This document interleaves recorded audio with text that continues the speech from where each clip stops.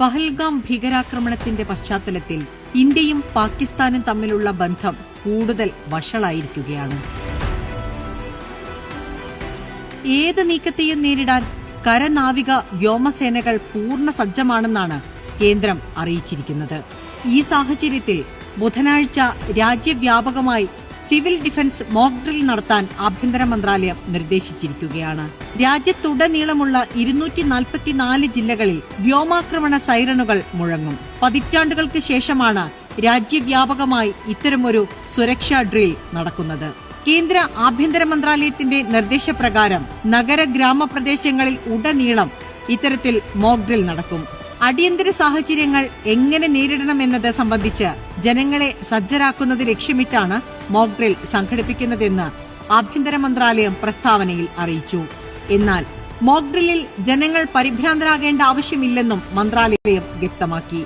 പുതിയ തലമുറയിലെ മിക്ക ആളുകൾക്കും ഇങ്ങനെയൊരു സാഹചര്യത്തെക്കുറിച്ച് അറിയില്ല. അതുതന്നെയാണ് ഈ മോക്ക് ഡ്രില്ലിന്റെ ആവശ്യകതയും എന്നതാണ് സിവിൽ ഡിഫൻസിന്റെ ചുമതലയുള്ള ഒരു മുതിർന്ന ഉദ്യോഗസ്ഥൻ പ്രതികരിച്ചത്. എന്താണ് മോക്ക് ഡ്രിൽ?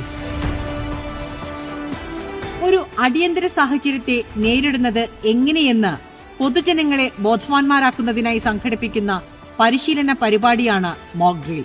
തീപിടുത്തങ്ങൾ, ഭൂകമ്പങ്ങൾ, മെഡിക്കൽ പ്രതിസന്ധികൾ അല്ലെങ്കിൽ സുരക്ഷാ ഭീഷണികൾ പോലുള്ള അടിയന്തര സാഹചര്യങ്ങളിൽ വേഗത്തിലും ഫലപ്രദമായും പ്രവർത്തിക്കാൻ ആളുകളെ തയ്യാറാക്കാൻ ഈ ഡ്രില്ലുകൾ സഹായകരമാകുന്നു.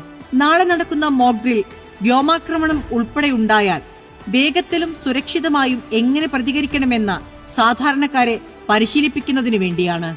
വ്യോമ സൈറണുകൾ ഉൾപ്പെടെയുള്ള മുന്നറിയിപ്പ് സംവിധാനങ്ങൾ എത്രത്തോളം ഫലപ്രദമാണെന്ന് വിലയിരുത്തും. സിവിൽ അധികാരികളും ഇന്ത്യൻ വ്യോമസേനയും തമ്മിലുള്ള ഹോട്ട്ലൈൻ റേഡിയോ ബന്ധങ്ങൾ സജീവമാക്കുകയും പരീക്ഷിക്കുകയും ചെയ്യും. കൺട്രോൾ റൂമുകളും അവയുടെ ബാക്കപ്പുകളും എത്രത്തോളം മികച്ച രീതിയിലാണ് പ്രവർത്തിക്കുന്നതെന്നും വിലയിരുത്തും. അടിസ്ഥാനപരമായ ഡിഫൻസ് ടെക്നിക്കുകൾ വഴി ആക്രമണങ്ങളിൽ നിന്ന് സ്വയം രക്ഷിക്കുന്നത് എങ്ങനെയെന്ന് വിദ്യാർത്ഥികളെ ഉൾപ്പെടെ പരിശീലിപ്പിക്കും. വ്യോമാക്രമണ സാഹചര്യങ്ങൾ നേരിടുന്നതിനായി വീടുകളിലെ ഉൾപ്പെടെ ലൈറ്റുകൾ ഓഫ് ചെയ്യാൻ ആവശ്യപ്പെടുന്ന ബ്ലാക്ക് പരീക്ഷണങ്ങളും ഉണ്ടാകും.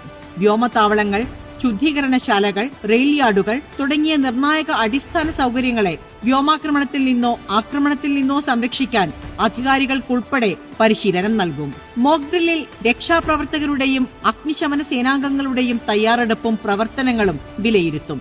അപകട മേഖലകളിൽ നിന്ന് ആളുകളെ സുരക്ഷിതമായ ഇടങ്ങളിലേക്ക്